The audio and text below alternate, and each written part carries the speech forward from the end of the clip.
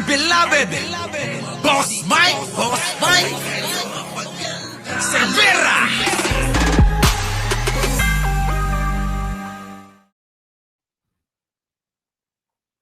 O ano na mga didis?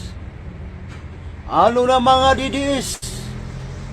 Kung anong ginawa nyo dati sa kapwa nyo, bumabalik na sa inyo ngayon. Ha?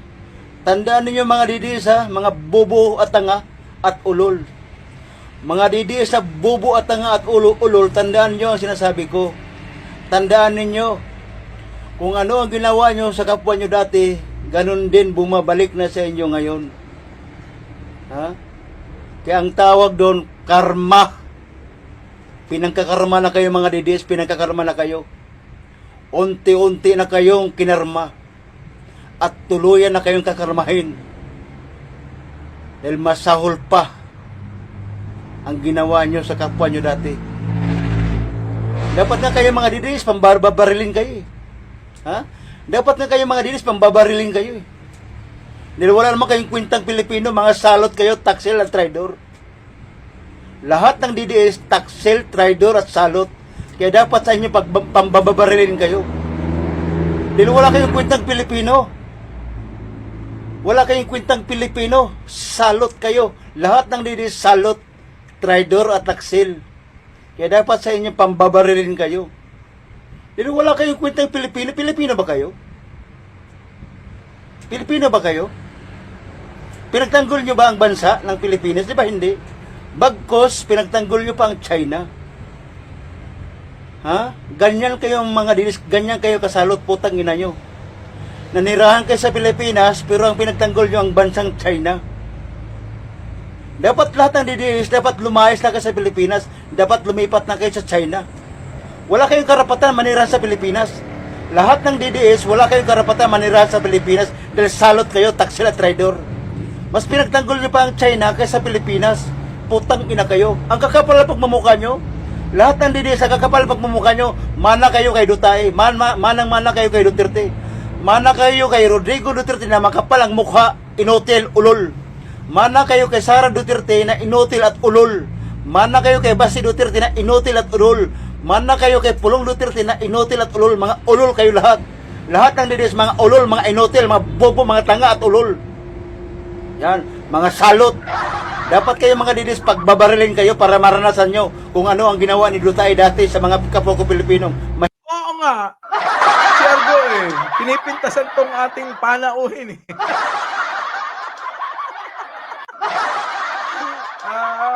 Ang ganda ng gising ko. Totoo naman sinasabi, Ergo ah. Sabi ka, kung makapangit. Malakas masyado, boss. My God. Oh, di ba? Totoo naman sinasabi ni Kuya. Buti pa nga to, may kasense ang sinasabi. Oo. Magandang umaga, magandang hapon at magandang gabi sa mandako ng mundo. Naroon kayo. Siyempre, magandang buhay na rin para sa ating lahat. Tuwa nga ako dito eh. Kuya, dito ka. Umpisa mo nga dito. Pinagtanggol nyo ba ang bansa ng Pilipinas? Di ba hindi? Oh, totoo naman. Di ba? Hindi naman nila pinagtatanggol. Buti pa nga si Kuya eh. Ha? May sense yung sinasabi. Kumpara kay Maharlika. Di ba? Sige Kuya, mamaya. Oh, itatapat natin yung sinabi mo kay Maharlika, ha? Kung sino ang mas magaling sa inyong dalawa. Basta ako, bata mo ako. Di ba? Ang pogi ni Kuya, di ba? O, si Kuya Bronson, hindi. Si Romel yan eh. Si Romel Orculio. Yan, oh. O, sige Kuya, pasok. Bagkos, pinagtanggol nyo pa ang China. Oo nga.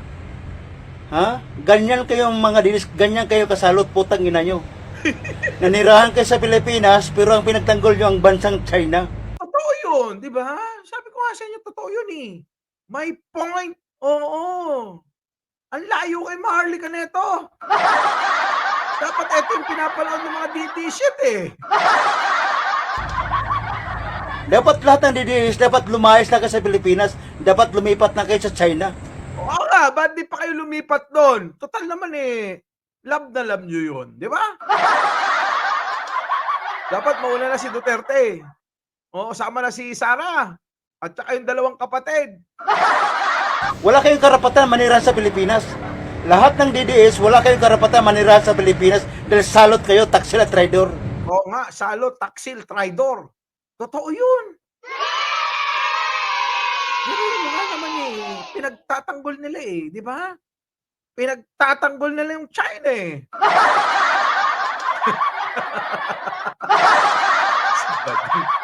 Mas pinagtanggol niyo pa ang China kaysa Pilipinas. Putang ina kayo. Oo nga! Oo nga! Kasi pinagtatanggol nyo kasi yung China kaya nagagalit Dapat lang naman na magalit kung, di ba?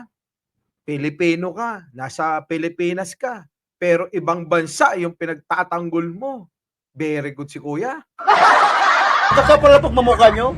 Lahat ng DDS sa kakapal ang pagmumukha nyo. Mana kayo kay Duterte. Manang-mana kayo kay Duterte. Oo nga, mana nga sila kasi nga idol nila yun, Bronson. Kaya ganun, di ba? Pag idol nila, lahat ng gagawin din nila. Tingnan mo yung mga yan. Pag sinabi ni Digong na ganito, ganun ang gagawin ng mga yan. Diba? Mahihina ulo buti pa si Kuya, kahit gaganyan-ganyan merong merong dating yung sinasabi. Hindi tulad ni Maharlika, Boss Mike. Ano yun? Anino? Walang kwenta. Oo, puro paninira lang ang ginagawa alam mo nga talagang bayaran. Mana kayo kay Rodrigo Duterte na makapal ang mukha, inutil, ulol.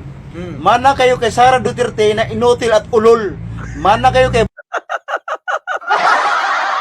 Lahat? Basi Duterte na inutil at ulol. Mana kayo kay Pulong Duterte na inutil at ulol. Mga ulol kayo lahat. Lahat ng DDS, mga ulol, mga inutil, mga bobo, mga tanga at ulol.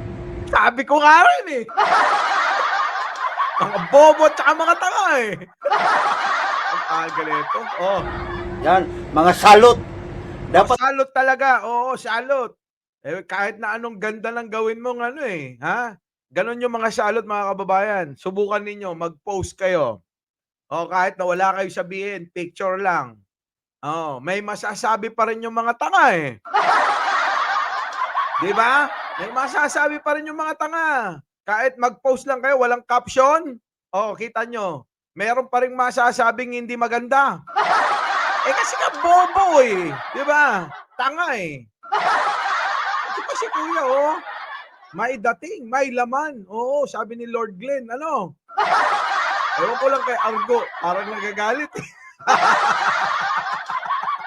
kayo mga DDS, pagbabarilin kayo para maranasan nyo kung ano ang ginawa ni Duterte dati sa mga kapwa ko Pilipino.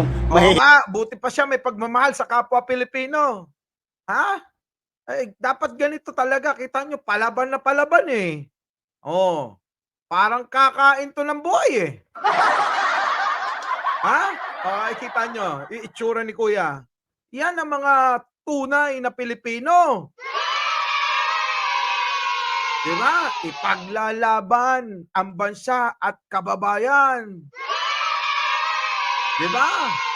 Tunay na may malasakit, sabi ni Angkuan. Diba? Hirap. Dalang sabi niya, galit sa droga, pero itong putangin ng Duterte na to, siya ay Lord over drug lord in Southern Mindanao. Diba? Buti pa si Kuya, alam Si Argo, hindi. Kita mo. Tapos sasabihin nila, alam nyo kasi yung yung pang propaganda nilang bangag ang Pangulo, pang nila yun pang tabla nila. Pantabla nila sa mga Duterte na eto na nga ang nagiging issue. Di ba? Na talagang drug lord ng mga drug lord daw. Bibigyan ka tuloy ng jacket ni Arnold Lopez. Ay, nako. Sige, tuloy. Drug lord si Duterte. Yan ang siniwalat ni Arturo Las Cañas na itong si Duterte ay drug lord at mayroong sariling Shabu laboratory sa Davao. Kita nyo? Siyempre, Davao nga naman yon. Pero alam nyo, parang ang parang hindi lang chismis yan, Kasi ang dami nang nagsasabi. Oo. Di ba? Oo. Anak ko, Diyos ko po, ito mga Duterte, kailan kaya ito matatauhan? Putang inang Duterte ka, salot ka, putang ina mo. Dapat sa'yo Duterte, barilin ka. Ha? Dapat sa'yo Duterte, Arga! Gusto ni Kuya, barilin na lang daw si Digong.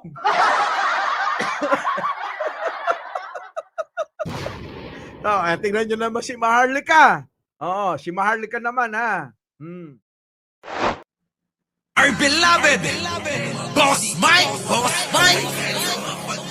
Cervera.